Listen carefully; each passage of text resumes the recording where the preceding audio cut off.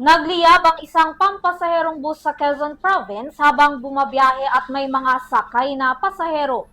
Wala namang nasawi sa insidente pero wala raw na isalbang gamit ang mga pasahero. Balitang hatid ni Dan Villegas. Isang bus sa Gumaca, Quezon ang nasunog habang ito ay bumabiyahe pa Bicol nito lamang linggo. Ang mga pasahero na sakay ng nasabing bus walang naisalbang gamit dahil sa nangyaring insidente. Base sa inisyal na investigasyon ng mga kapulisan, nangyari ang nasabing insidente bandang alas 12 ng tanghali habang binabaybay ng bus ang kalsada papunta sanang Bicol. Huminto ang nasabing sasakyan sa gitna ng kalsada dahil sa posibleng pag-init ng makina nito at bigla na lamang nagliyab at mabilis na kumalat ang apoy.